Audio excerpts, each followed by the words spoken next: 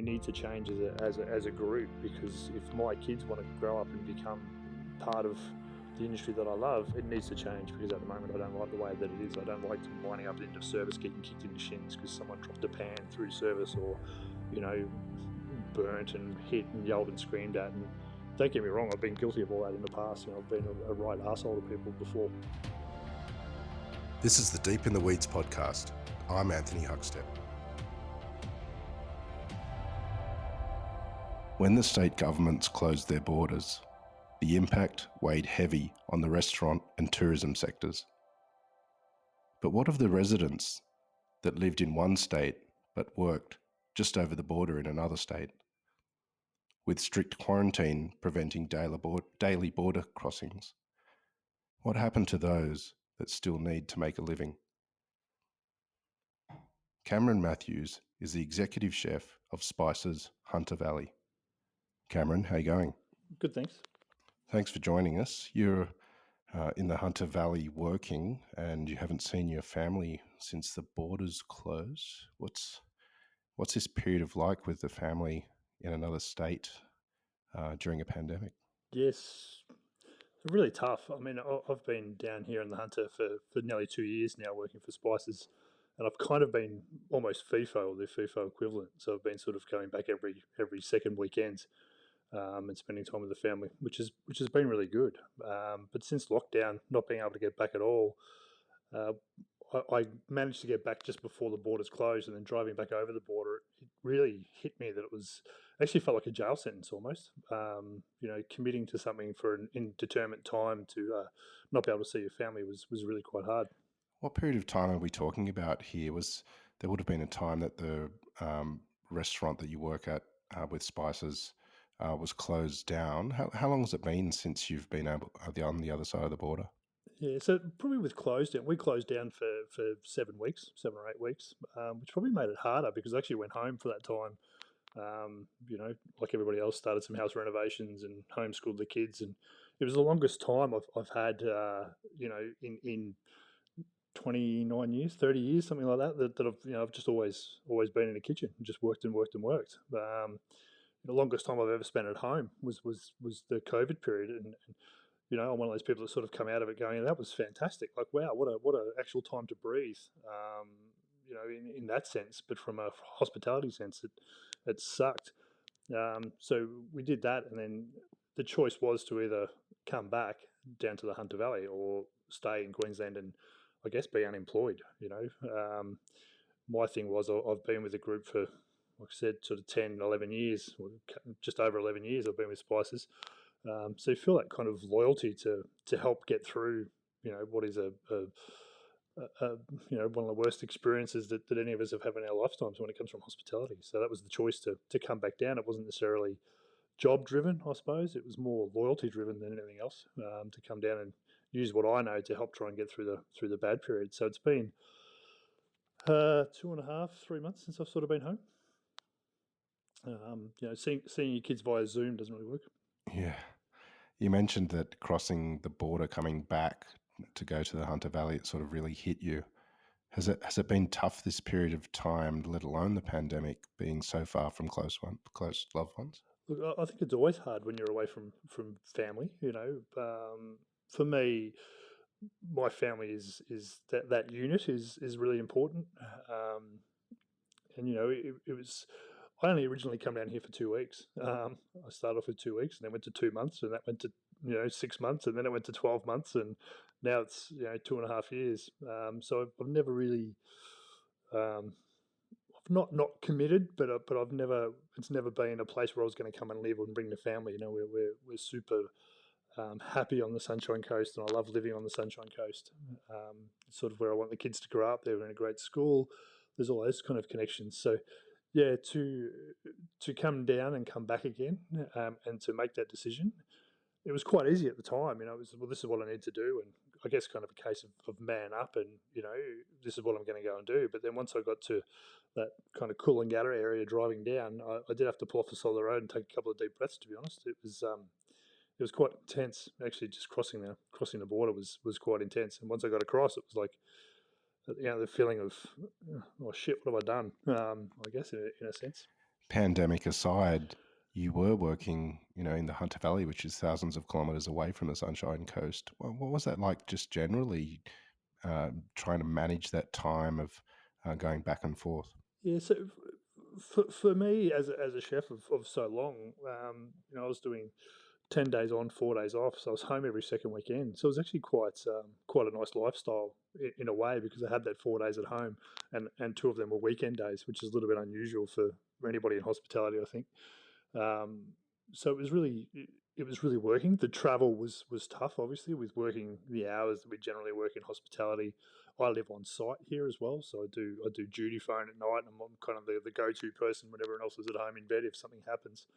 Um, so to do that, and work your triple or your double, or just your straight shift in parenthesis, that's usually the same as doing a triple anyway. um, and then run to the airport and jump on an aeroplane and fly home. It's only an hour flight, but it was taking sort of 5 hours to get home. So it was starting to take its toll, I'd have to say, because it's tough just not having that daily contact, I guess, and I think I took it for granted when I first come down, that here's your toast kind of an interaction. It's hugely important, I think, just to keep you grounded, and so you know where you actually are in your world, and in your life, I guess. Spices isn't just a restaurant, and as you said, you sort of the night watchman in a way.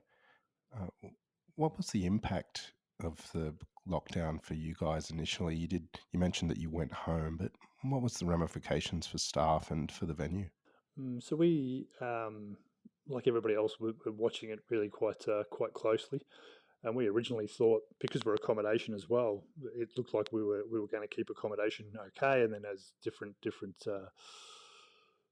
levels of lockdown come into effect, occupancy went from 70% to 50% to 35% to 3%, and it was like, okay, well, this has become obvious. We need to change this. I've got a couple of people on visas here, which we did our best to try and look after because of the JobKeeper thing. I had a guy that had just started with me 3 weeks before, but we'd waited for him for a long time to come and join the team, who's from the UK. So my concern was really about the people, probably more so than the company at the time. We tried the takeaway route, which we were really slow. It's probably the biggest mistake that I made. We didn't react fast enough to the pandemic, and we didn't put our thinking caps on well enough. I don't believe in hindsight. Where we're located, we're a little ways from town, and that the takeaway was probably not the best idea to do. But it was just clutching at straws, I guess, like everybody. But the effect on the team has been really quite hard. I think the coming back, and we've now been reopened for, like I said, sort of 2.5, 3 months, and it's been really busy. We've reopened and we've been super busy, but the team has only just started to kind of wrap their heads around, I think, being back. It's been super hard trying to inspire them to be back and be cooking food again.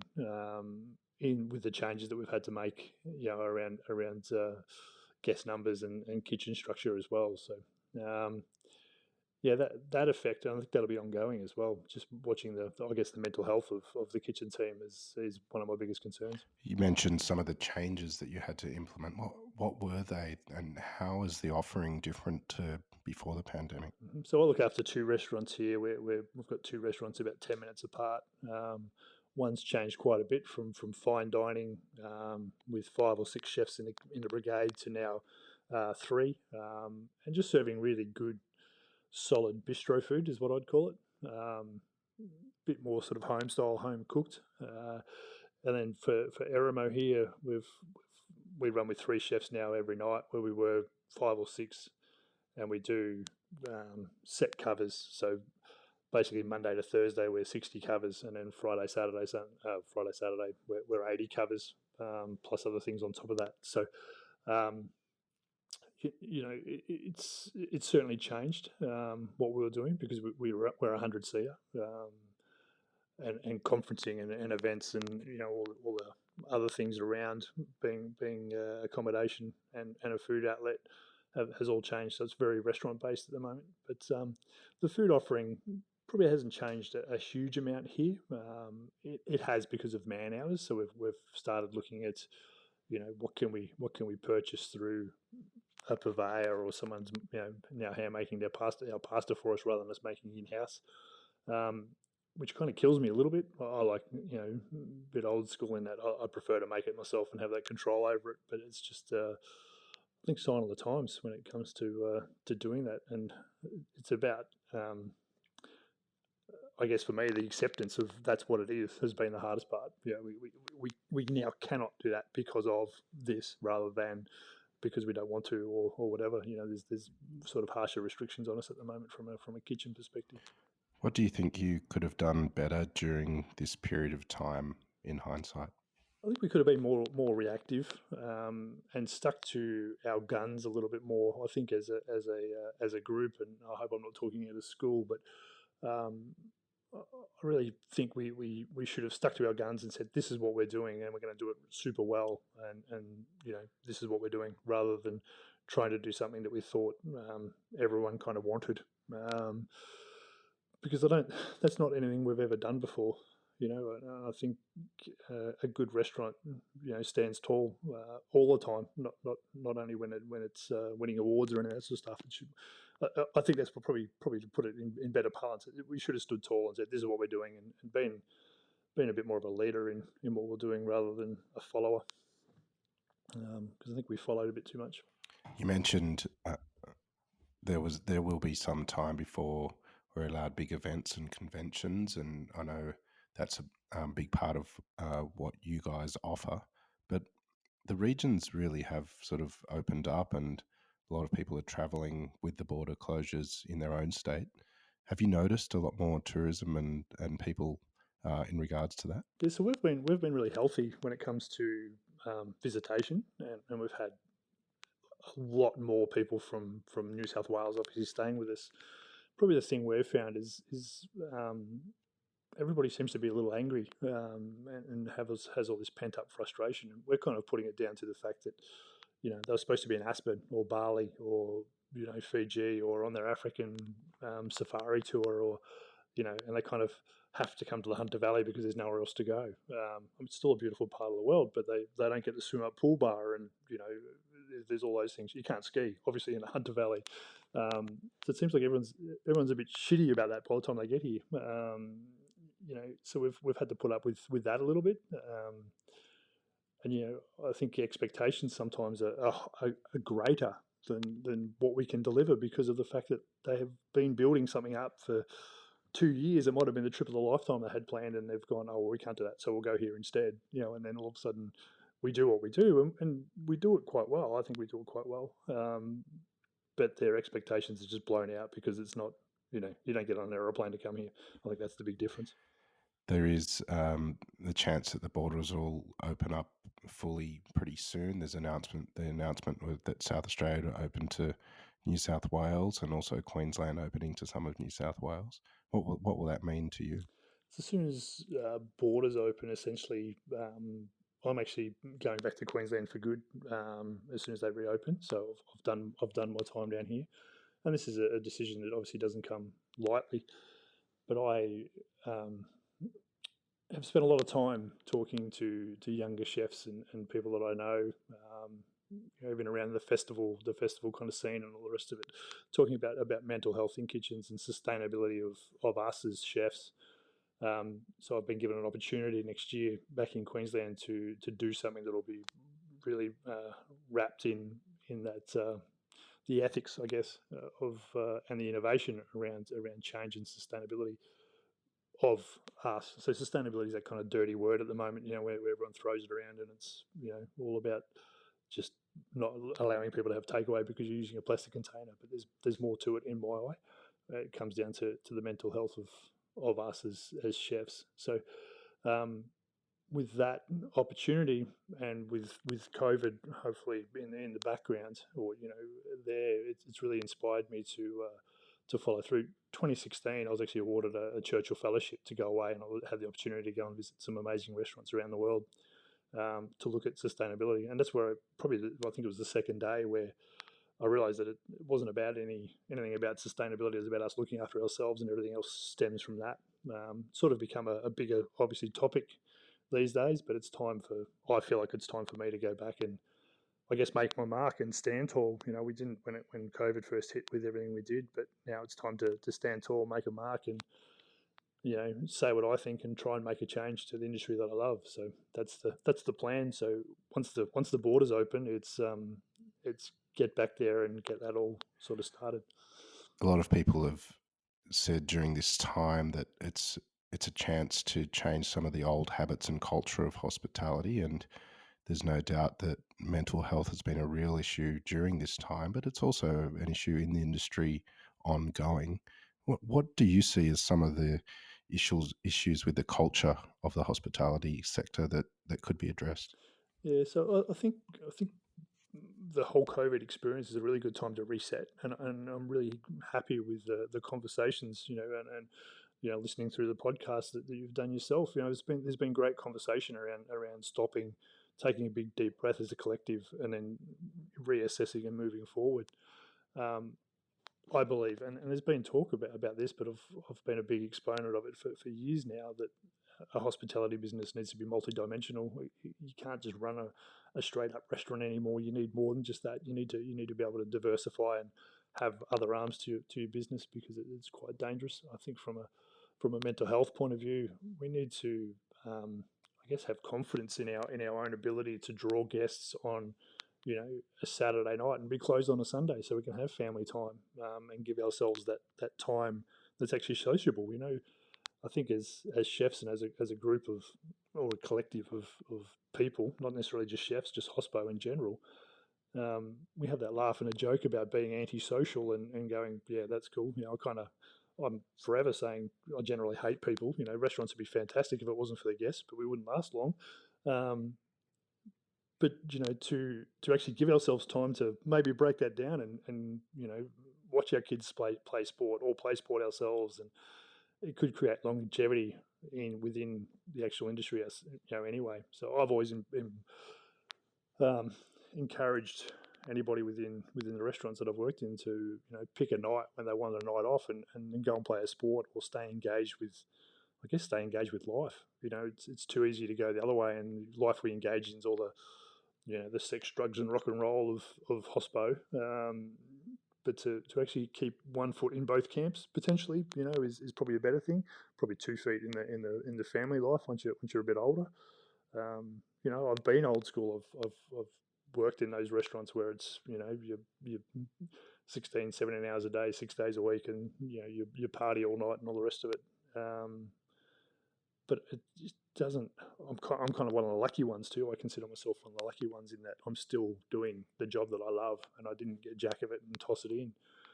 So for me, that change, I think, will be really good. And I think there'll be a lot more restaurants that don't open the stupid hours. Smaller teams, more specific hours. You know what? If you want us, we're here. Come and get us. Otherwise, you obviously don't want us. I think that'll drive a lot of other changes as well. I've always said that we need to put our minds. We have so much creativity as hospitality, and we put all this effort into creating the best experience for our guests, and we focus on, this is what we're going to do, or we're going to use this plate and this piece of cutlery and this ingredient, and we're going to serve it in this way and tell this story. We never turn any of that creativity back onto ourselves and go, you know what, we're going to, I don't know, get everyone a water bottle and everyone's going to drink a water every hour, kind of, or whatever it happens to be. Every kitchen's so different that it's really hard to pinpoint any one thing. But I think the conversation around making change, and it's not necessarily wholesale change, it's not massive change. You know, Everyone still wants to push on. He says in parenthesis, I hate that as a term, but to push on, to work hard, to be creative, to do what we love. But I think there's better ways of doing it, and it's not necessarily always a big change. It's about, for me, it's sitting around a table and eating a staff meal or a family meal, whatever you want to call it, rather than sitting in a rubbish area on a milk crate eating out of a takeaway container. That's one of the biggest changes I think we can do for ourselves, is have respect for ourselves and have respect for the food that we're actually serving, and give ourselves time to actually eat it. And you know, um, be more, I guess, high performance through actually getting some sunshine, exercise, and decent diet, and it just doesn't make sense. Actually, through my Churchill Fellowship, I wrote a page on, I called it The Chicken, the Chef, and Cognitive Dissonance, which was inspired by a stagiaire I worked with in San Francisco, and he was studying psychology at Berkeley University, and he was talking about cognitive dissonance. So basically, the best example to a cook like myself was, doctors who smoke, they know they shouldn't, but they still do. And I kind of throughout my travels, then I started thinking about, we're all chasing this amazing ingredient. We're after, the most relaxed chicken in the world that's grown up on AstroTurf and been fed gold-plated chicken feed and drunk Avion and all the rest of it, and had this amazing life because that's what we want to serve to our guests. But then we'll smash down 47 coffees a day, eat the stale hills of bread on a milk crate sitting in a rubbish area. It's sort of, and then when you go inside, you're in like the between the four walls of tiles under false light. We all look like vampires most of the time. It doesn't, if we were product, we'd go, bugger off, I'm not using that crap. Like, give me the good stuff. There's a big divide there. Usually when I tell cooks that, they get that as a comparison kind of, right. You've related back to a free range chicken, and we're battery hand chefs kind of, like, it doesn't make sense. You made a real name for yourself over the last 10 or 11 years at Spices, and you've won many awards. But why did you become a chef? I'm one of those lucky people that just always knew this is what I was going to do. That's why I've always done it. It's everything I do is related to cooking and food, and I like the service. I like the pleasing people. I love the connection. I love the conviviality food can create. I love the culture around food, and I think culture is really important. It brings everybody together, right? Like, you can put a homeless person and the richest person in the world together at a dinner table, and food will be the connector, and it can bring people together that way. And I think that's super important, and that for me is probably the driver. Yeah, so I've just always cooked, and it's all I'll ever do. But having said that, I've only just recently discovered, I guess, myself as me, as Cameron Matthews, not as a chef. People would say, well, or talk to me, and I'd go, well, I'm a chef, so it's okay. Like, it's okay that I'm nearly dead and I'm still going to go to work. It's okay that when we opened here, I broke my leg. I actually fell over at work and totally screwed my knee up, and didn't have a day off. It's just like, well, we've got a big place to work. We've got a job to do. It doesn't matter that my leg's in, a dirty, great big harness and it needs surgery and all the rest of it. Let's just get shit done, right? That's something that has probably driven me a little bit more. But yeah, it's just that thing. There's an intrinsic thing, I think, inside of every good cook's heart that it's just there, right? And you can't get rid of it. It's a bug. It's a drug. It's I don't know. There's all these words I could use to describe it, but it'll take about 4 hours of me waffling on. Yeah, I just love it, right? You just said that you discovered yourself as Cameron Matthews rather than Chef Cameron Matthews.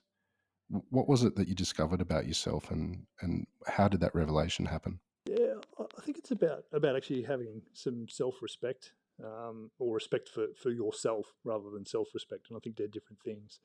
Um, there's the whole, yeah, but I'm a chef, which means that, when you're walking behind someone in a supermarket, you scream behind. You're always in a hurry. You have to cook. Make your own bloody sourdough at home. All those things. Bloody sourdough and COVID, that drives me insane. Anyway, different story. Yeah, I think it's about giving myself a bit of a break. I am getting a little bit older. I guess I'm getting the sore hands and the sore back and all the whingy kind of stuff, and probably just sounds like a big excuse, but I think I realised that, what, I'm a human. I deserve to sit at a dinner table and eat my dinner. That's what I expect for all of my guests. I'm going to give my guests the best experience I possibly can. So I want that experience too. I don't want to be, you're a chef, go out the back and eat your stuff out the back. You to be seen and not heard. Um, I don't care that you've got glandular fever, Ross River fever, COVID, whatever, you still turn up to work. I don't care. Sorry, your wife's pregnant. Doesn't matter. I need you in. We've got to function. You crash your car on the way to work. Awesome. There's a cab coming. He'll pick you up. In you come. Sorry, you just cut yourself. Yeah. Well, there's a tea towel there, mate. Grab some cling film. Off we go. How bad is it? Yeah, I'll take you to hospital after service. That kind of a thing. I think that's what I mean by, hang on, there's no other job in the world that if I put a knife through my hand, I'm going to continue working. It's, and I still do it. Don't get me wrong. I'm not that much of an evangelist, right? I still do it. Hopefully, I don't put knives through my hand too often these days. But I still push myself through this stupidity. But I know I shouldn't do it now. Whereas before, it was just, well, that's what I do. I'm a chef, and that's the delineation between, it's just what I do. I'm a chef. Well, maybe I shouldn't be doing this because I'm actually a human being. But you know what? I still like to be a chef, so I'll just do it anyway. It's now more of a choice rather than a cognitive thought. Tell us about your food and dish creation. How would you describe your cooking, and is there a dish that you just really love cooking? I have to be careful around this answer because usually when I give people my answer to questions similar to this, I just sound like a dirty great big tosser. I love food that's just connected and cooked with love, care, and attention to detail. Love, care, and attention to detail. Anyone that's worked with me in the kitchen will go, "Oh, here he goes again." It's where we are at Eremo here, where we're simple Italian food, super simple. The long apron, probably where I made a bit more of a name for myself with where we won all the awards and whatnot, was kind of fine dining, but it just had a connect. It had this. It had story. It had heart. And that's what I love. I say I'm not formally trained. I did my apprenticeship with Italians. And it was just cook it. If it tastes good, we'll serve it. And that's kind of, I guess, my ethos. And if you can put a good story behind it, if you know that, that pig grew up and this pig got out one day and ate all the corn in the guy's garden that grew the pig, well, serve it with some corn because that's a cool story, right? That's the connect. It's not because pork and corn go really well together. It's just because what you should do because it works. Um, my dish creation. Sometimes people look at me and go, "Sorry, what are you doing? Like that doesn't make sense." If you're going to serve snails, it's a no-brainer to serve it with either carrot or lettuce because that's kind of what they eat, right? Like it kind of just makes sense. Rabbits go with greens because rabbits eat green food. There's all that really basic, simplistic kind of I guess thought process that's really quite deep and ethereal in my mind. I think when people will see a dish that I've created, and I like to think when the dishes I did at the Long Apron, I kind of I guess was proud of myself when there was a row of dishes, in a lineup somewhere, and people could pick Long Apron dish and go, "That's from the Long Apron." So uniqueness of dish is quite important to me, and not copying anybody. And if I do, paying homage to, there's not much we do these days that's not been done before. There's variations of, but I love being able to go, "This is my version of."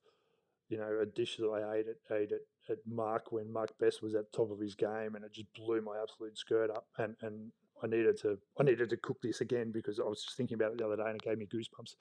Um, so I don't know. I guess the best compliment is for people to come up and say,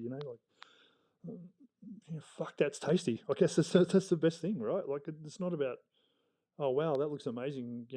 What sort of tweezers do you use? It's about, it's delicious. It's just, can I have another plate of that, please? That's what I want people to say. So that's what drives the creation of a dish. When you head back to Queensland when the borders are open, what will you miss about the Hunter Valley and spices? The people, definitely the people that I work with. I think anybody in hospitality will agree that you go through so much as a team, and you form this camaraderie that just lasts forever. It's a strong bond, I guess. And whenever I've left anywhere, it's been hard to because I'm not a people person. I'm pretty bad at staying in touch with people, so I kind of know that. Sort of accepted that, but being in the kitchen all day, every day with the same people, you get to know them quite intimately. I've got two apprentices with me here that have been with me 2 years, a guy and a girl, and they started at the same time. I've got one in each restaurant now because they started dating, so I had to separate them because things get out of control. But they're now pregnant and they're gonna have their first child. So I'll miss sort of seeing that kind of a thing because that's kind of cool, right? It doesn't happen very often in. It happens a lot in kitchens, but it to actually follow through and have the baby doesn't happen all that much. Um, I won't say that it doesn't happen all that often. Yeah, I just think that's quite cool, and to see them come from school, basically. The young apprentice who's now pregnant, she came to me and was like, I want to come and do an apprenticeship. I was like, well, you have to stay at school and do year 11. No, but I want to come now. Mum and dad are okay. And we spoke to her mum and dad, and it was like, no, I wanted to stay and do year 11 just in case, right? Like because she just needs to finish and do year 11. That's one of my. Well, no, but she wants to come and do it now. No, but let's just, my dad thing was kicking in. I would want my kids to finish. I think she had 2 months left to go to do year 11. I think she was just trying to get out of exams. It's like if you want an apprenticeship here, this is what you've got to go and do. So go and do year 11 and, score straight A's or you don't get your apprenticeship. Um, she didn't do that, but she still got her apprenticeship. But, you know, that kind of a story and that kind of the intimacy of knowing people, I guess, that you work with is what I always miss, no matter where you go. Um, I still miss. I love catching up with Chris Hagan, who's now the head chef at the Long Apron, who was my sous chef for 4 years, I think, while we're there. So we're still really good mates. And, I only live a kilometre from the Long Apron, um, up in Montville. So to be able to go back there is really nice. But you walk in and it feels like home still, and I think that's amazing. So yeah, definitely the people.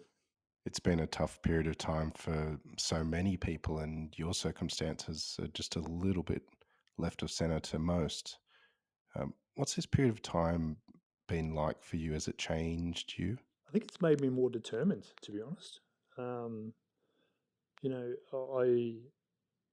I've always wanted to, um, I guess, change the world, and I've been talking about changing the world, changing my world, and then changing other people's world for a good couple of years now. And like I said, when I was at the Long Apron, it's probably a bit of a deeper story. But when I was at the Long Apron, we were in the top 50, and we're on the top 100, and we're this and that and the other thing, and we did all right. We were not a bad little restaurant, and I think it was just after the Good Food Guide come out, and we were half a point off three hats. It was 17.5, which is pretty unheard of for a little, I guess, a pissant little restaurant in country Queensland, right? But everything was shit, and that was my biggest battle with mental health. That was everything was shit. Didn't matter. It wasn't the fact that we got two hats or we were 17.5. It was the fact that why the hell didn't we get our where's the other half a point? Everyone's going, oh, congratulations, yeah, but it was shit, right? We'd win awards. They'd be like, yeah, but we didn't get this, we didn't get that because the drive overtook. So I ended up I left home. I left my family and my three young kids. Behind, lived out at home for 6 weeks. Lucky for me, I found my thing that brought me back, which was good. But I can see why a lot of people don't come back or worse, go off down a different path. So I think that time then set me off on this path of change and of really looking at the industry and going, we need to change as a group, because if my kids want to grow up and become, part of the industry that I love, it needs to change, because at the moment I don't like the way that it is. I don't like them lining up at the end of service, getting kicked in the shins because someone dropped a pan through service, or, burnt and hit and yelled and screamed at. And don't get me wrong, I've been guilty of all that in the past. I've been a right asshole to people before, in the not too distant past. But to, I guess, realize that and then be given the opportunities I've been given through Churchill fellowships and just thinking about things, and I guess I'm pretty determined to do that. But I think what the COVID experience has done for me is really solidified what I want to do now. In that fact that it was kind of like, oh, that's really good to go and do that, but I've still got to do this and earn a crust for the family, and responsibility. Hide behind something else because it's a little bit confronting, right? To go and make wholesale change, or to stand alone and go, you know what, I think we should make change. But then there's been little pointers. I was lucky enough to be asked along and guest speak at White Jacket Effect when it was held in Noosa, which was really cool. And all these little bits and pieces that have all pointed me in this one direction, and then an opportunity come along. It sort of dropped in my lap by three people sitting down having a meeting and talking about what they were wanting to do within this particular business, and two of them went, oh, you know what, I know a guy, and the other guy went, I know a guy too. What's his name? Well, his name is, and they both said my name at the same time. So it's just time to make that change, take that step, be in charge of that myself, and drive it to an agenda that I want, rather than trying to work in a group of people, because the agenda always gets a little bit lost. So I guess COVID's made me grow a pair, in a way. It's time. Like I said, I've been doing it a long time and saying I'm going to do something for myself and for the industry for a long time, and haven't really put my money where my mouth is yet. I think I've helped make small changes, but not bigger changes. So now it's time to stand up and be counted. So that's what my time, my 2020 has put me in a precarious position of wanting to go out on my own and change the world. Not a big dream at all, but that's what I'm going to do. So, Well, it's looking more and more like the borders are going to open, and you'll be heading home to Queensland soon and seeing the family. How are you going to celebrate that moment? Yeah, I don't know, to be honest. And to be honest, I don't know, because of the fact that I've sort of been trying not to think about it. I think being away from them is a hell of a lot easier for me because it's so busy, than what it is for them. Just with school, and my wife's on the merry-go round of sport and school, and music and netball and all the rest of it. So she's finding it a lot harder than what I am. As far as getting back, I've actually got a sister-in-law's wedding in a couple of weeks, so it'd be lovely to be able to get back to that. It's in Stanthorpe, so it's only 45 minutes over the border anyway. But to get back, I don't know. I'd love to be back for Christmas. It's probably the biggest thing. To be back and actually go, you know what, I'm here for Christmas for the first time in my kids' lives, where I haven't actually been working, around Christmas or on Christmas. So there's been times when I haven't necessarily worked on Christmas Day, but I've always been involved in restaurants on Christmas Day, which means you're kind of working. Even if you're home or you're at the restaurant with your family, you're working. So it'd be nice to give them the time. I guess that's it, right? I'd celebrate that by giving them all of me and all of my time for as much as I possibly can before I have to get stuck into doing what I'm going to do up there. So it's about time, and that's what COVID's kind of taught me as well. It's about giving time. So that was a celebration when I went home, was when we closed down, was that being given that time to actually stop and breathe and connect, because Dad's actually home, and he's here, rather than Dad's at work, he'll be home later. You better do that because Dad will be home. So hopefully we celebrate that by, I don't know, sitting on the couch, watching a movie, eating hamburgers. It sounds fantastic, right? Like, because I haven't done it for so long. Something really basic and simple. And that's what I mean, right? The simple creature comforts almost of life is what we kind of deny ourselves sometimes, and that's what I'm feeling. That's what I'm craving at the moment, is just those simple things that most people seem to do day in, day out. That's how we'll celebrate, hopefully. Well, Cameron, I hope it happens for you really soon. You're a bloody inspiration, mate, and we've loved having you on Deep in the Weeds today. Keep in touch, and we'll talk again soon. Will do. Thank you so much for having me. Appreciate it. This is the Deep in the Weeds podcast. I'm Anthony Huckstep. Stay tuned as we share the stories of Australia's hospo community, suppliers and producers in search of hope during this pandemic. Special thanks to executive producer Rob Locke for making this all happen. Follow us on Instagram at Deep in the Weeds Podcast, or email us at podcast@deepintheweeds.com.au. Stay safe and be well.